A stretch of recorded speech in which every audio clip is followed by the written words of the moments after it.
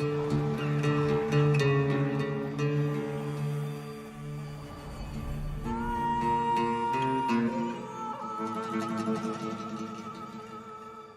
the name of God, the compassionate, the merciful. We call them the Franks. In unreckoned number, horse and foot, lord and commoner alike, they crossed the threshold to the east with a lust for war and plunder. Their ambition: to seize the holy city of Jerusalem, and all Bilad Sham beyond. Terror spread among the Muslims. City by city, we succumbed. The infidels prevailed, but their lawless conquest would be answered by the roar of our righteous lions. These pages tell the story of our struggle, of the courage of great leaders who fought for our land and our faith.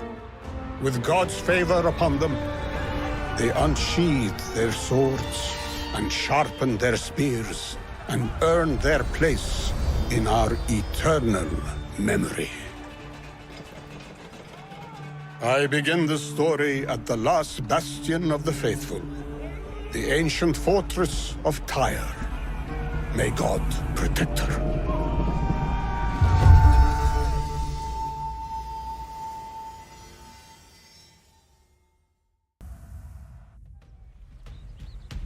The port of Tyre had yet held out against capture. But in this year, the King of Jerusalem attacked with renewed fervor.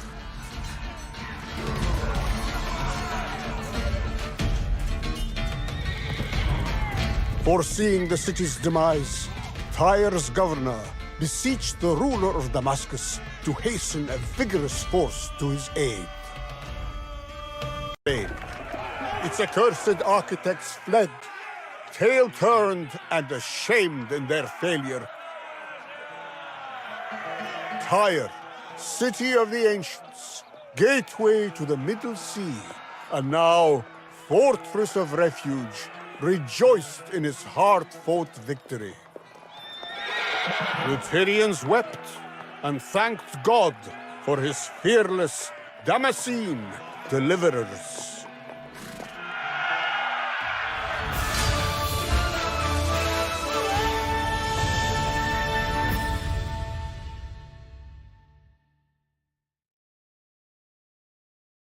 Fell to the invaders. For many years, our rulers did little to turn fortune to our favor. Some fought against their brethren, seeking petty advantages and even joining with the enemy. But others were steadfast. God sent us 3 worthy leaders whose boldness restored courage and hope to the faithful. First came Zangi, who, with the fury of wildfire, seized the city of Edessa. Next came Zangi's son, Nur-ad-Din, who called for unity among the Muslim forces, and all hearts were attached to his cause. Boldest of them all was Nur-ad-Din's student, Salah ad-Din Yusuf, whom the Franks called Saladin. As a young man, Saladin showed great promise. Blessed with a mind sharp and bright as a Damascene blade, he would one day prove himself a skilled tactician. But like all on the path to greatness, he would first be tested in the forge fire of war.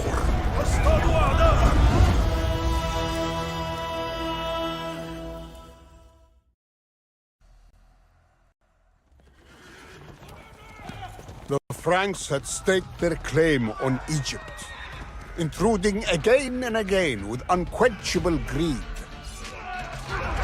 Meanwhile, Egypt's Fatimid rulers fought one another for power, their struggles spilling over into Nur ad-Din's realm.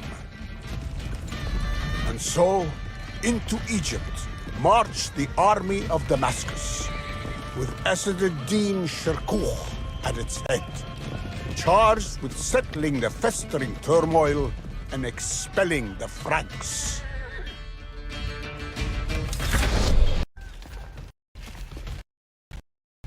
Reduced in number and spirit, the Franks of Jerusalem broke their camp and began their joyless march out of Egypt.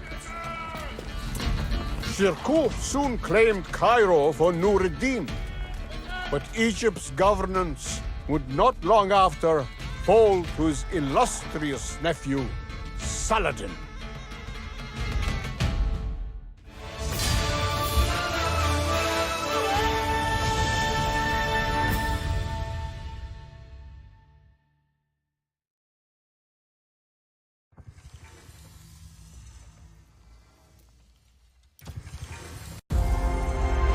Vying against Christian and Muslim rulers alike, Saladin, in time, rose to power.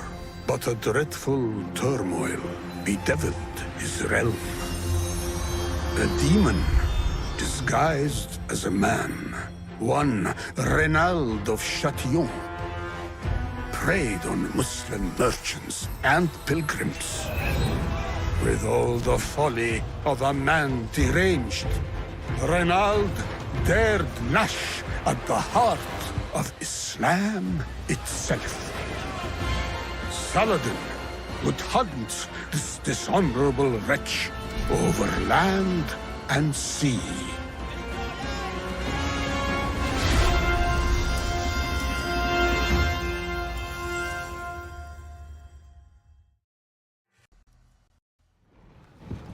The once prosperous waters of the Red Sea were now impoverished by the plundering of Reynald of Chatillon.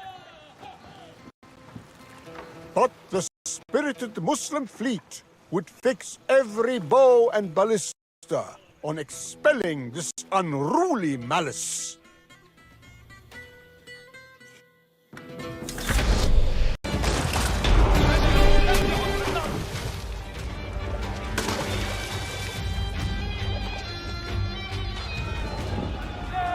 The skill of the Ayyubid sailors prevailed. Reynald's fleet abandoned their evil doing and left the Red Sea, never to blight these waters again.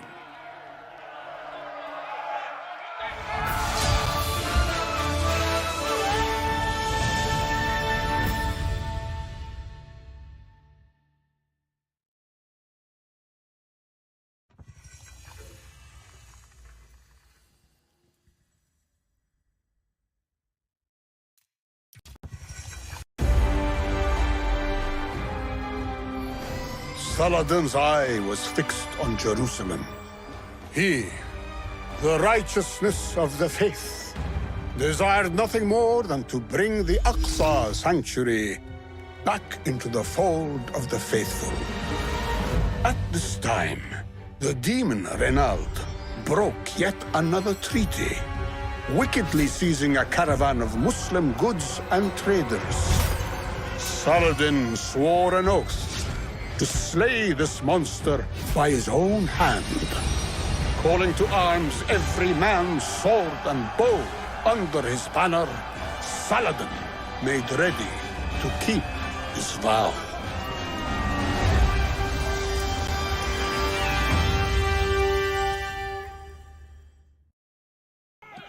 On the eve of battle, Saladin laid a trap for Reynald and the Franks. He ordered the citadel of Tiberias besieged, not for conquest, but to lure. A countess dwelt within, and the Frankish lords were sure to charge to her rescue. It is said that in spite of our great numbers, Reynald himself led the charge, saying, The fire is not daunted by the quantity of wood to burn.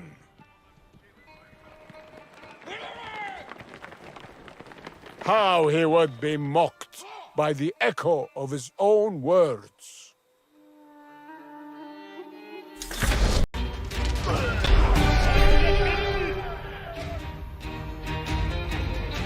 انتبهوا أيها الجنود!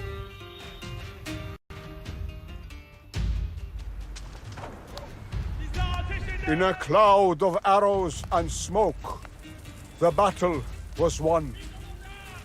The utter ruin of the knights was so complete that almost none survived. At last, Saladin fulfilled his long-held oath, striking down Ronald with one true stroke of his sword. They say that Saladin wept tears of joy, giving thanks for this most glorious of victories.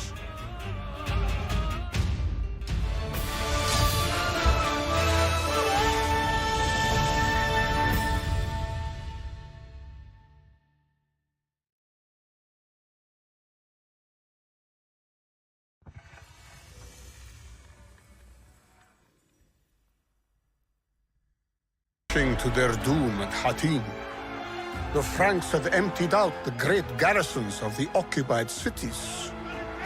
Their gates were unguarded, and their people without a blade to defend them. Trembling before Saladin's eminence, they submitted.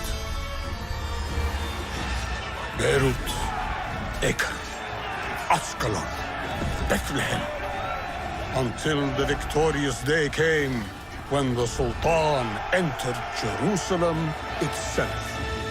But the sacred city would yet see much blood-stained struggle for her hand. More than 60 years passed in this way. The Franks again renewed their quest for Jerusalem. This time they believed, in their unending folly, that Egypt was the path to their glory.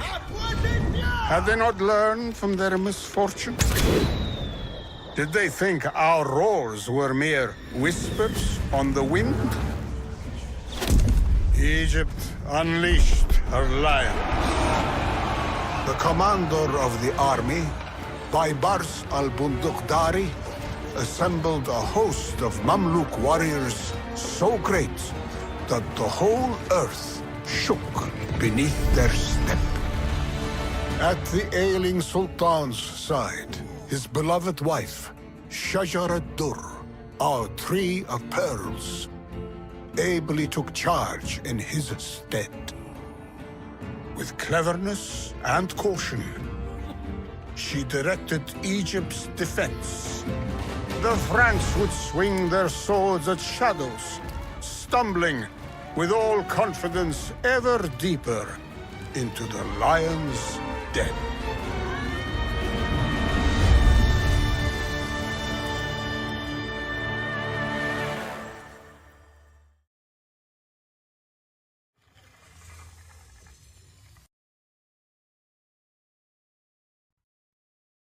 Camp in the Nile Delta, the French king Louis IX readied, some say, 50,000 men for his attack on Egypt. The Sultan, now on the threshold of death, conferred all power to his wife, Shajar-ad-Dur. Her trusted informants would now deliver the Sultanate from the brink of conquest. Sped like the wind, carrying her request to the army of Baybars. Hurry to battle. Your hour has come.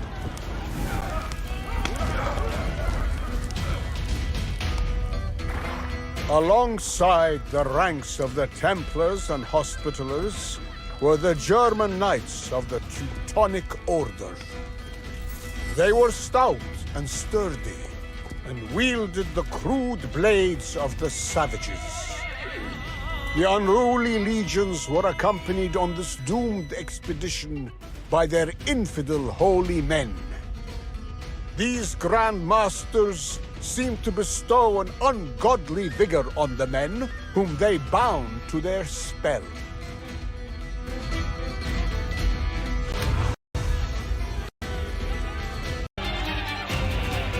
With their commanders captured or slain, those Franks still breathing abandoned their assault. From this moment, the nearby city would be named in honor of our triumph, Al-Mansura, the victorious.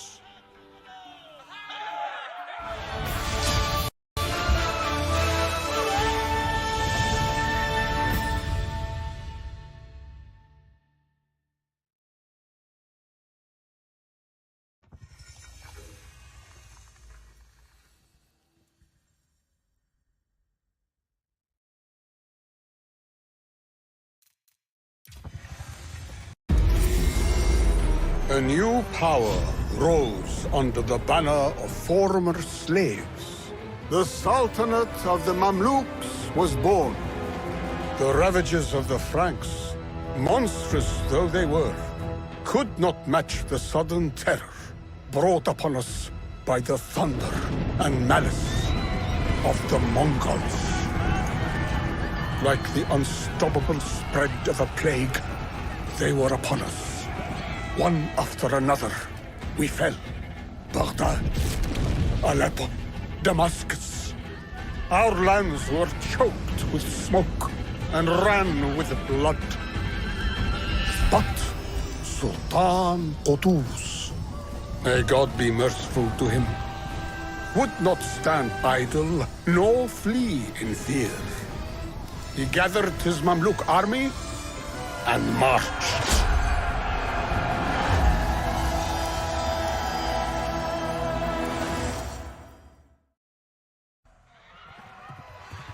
It was written that every place the Mongols attacked, they captured. And every army they fought, they defeated. Such was the anguish of the people. But the Mamluks would not be so easily swept aside. Before day's end, the Mongols would know the meaning of defeat.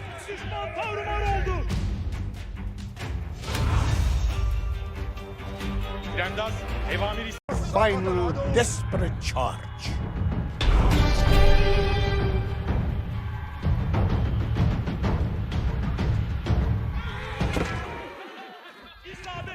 Our victory that day changed the story of the Mongol invasion. Potos and Baibars made them taste the cup of death, and all hearts were gladdened by the news. Never again would we shrink at the sound of the Mongol war drums.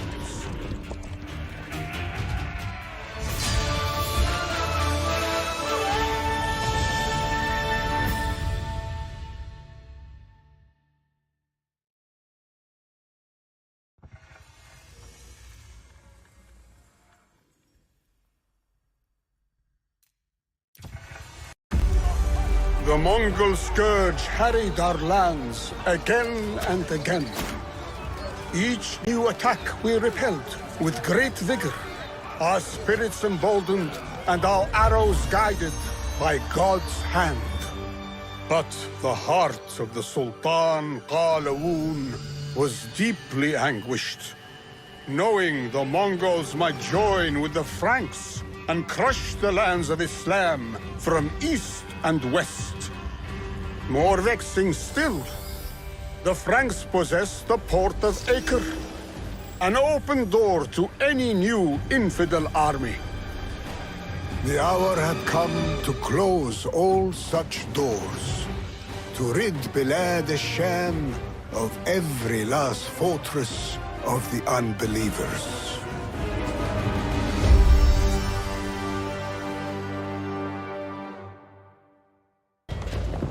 Acre was a fortress like no other,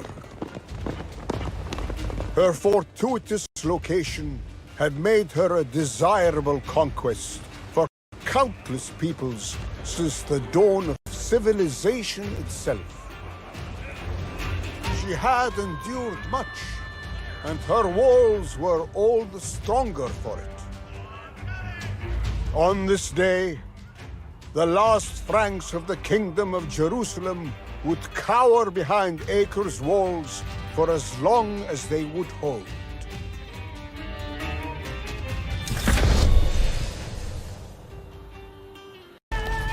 Flame and dust consumed the ruined city. The last Frankish king to occupy Bilad Sham sailed in haste for the safe haven of Cyprus. With unmatched valor, the Mamluks had written the last chapter in 2 centuries of Frankish intrusion.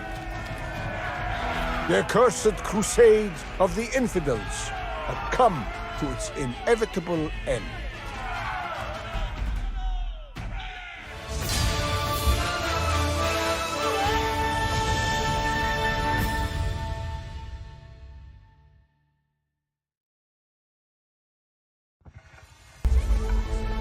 The Mamluk realm was strong as cedar, though its rulers came and went like the winds of the Middle Sea. The changing breeze calmed for a time when Sultan al-Ashraf Barsabeh came to rule, and prosperity settled across our lands. But a resting lion attracts biting flies.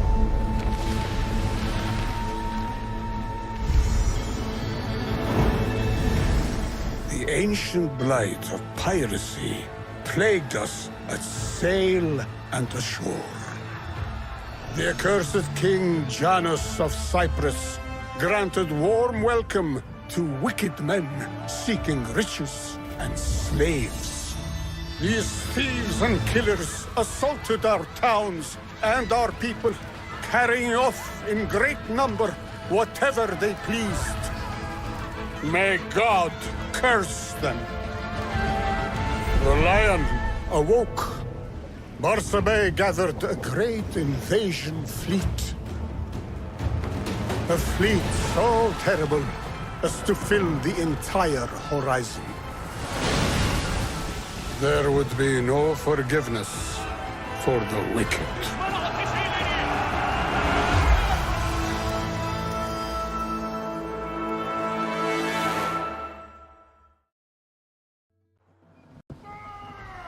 The great Mamluk fleet bore down on the island of Cyprus. With rage in their hearts, Barsabeh's men would bring ruin upon this harbor of evildoers. The first target of the Mamluks' retribution was the town of Limassol. فقط سيروا. صبيتنا تستحق الفرسان يصطفون جيدا. نتعرض لقصف العدو. أيها الفرسان تقدموا نحو الملك العظيم. سوف يتغنى الشعراء بنصري. أيها النشابة جهزوا الأسلحة. أنتم إلى الأمام أيها الفرسان. سيروا بمن الطاعة شرف لي. قضيتنا تستحق العناء أيها الفرسان مستعدون للأوامر. With the town in hand, the Mamluks could redouble their efforts, asserting their presence on the island and in the waters.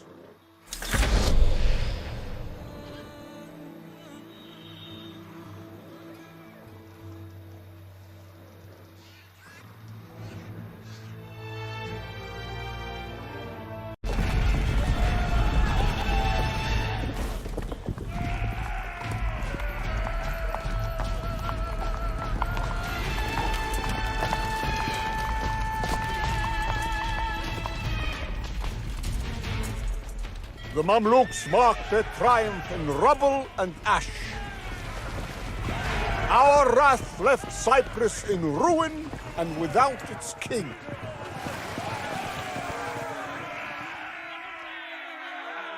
Frankish ears would roar with the sound of their defeat with every crashing wave of the Middle Sea.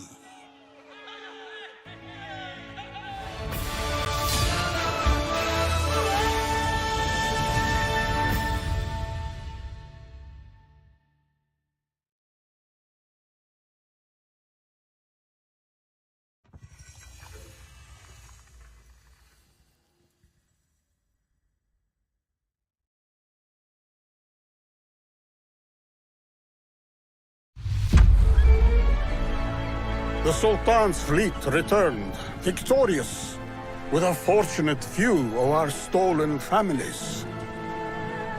And the wicked Frankish king in chains.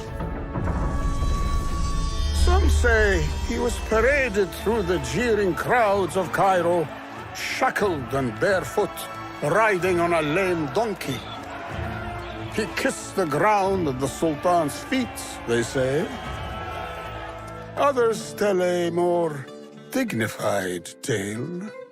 The Sultan greeted the king as a guest and imprisoned him in comfort. Perhaps this could be true.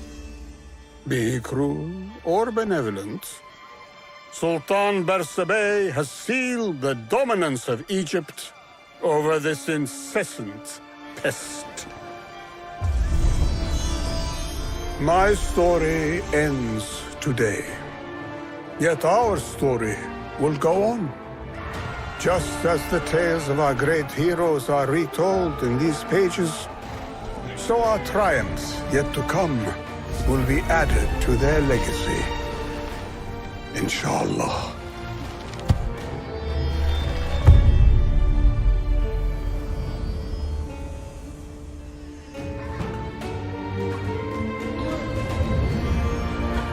I pray this blessed peace will last the rest of our days. But as God knows, the winds of war seldom sleep.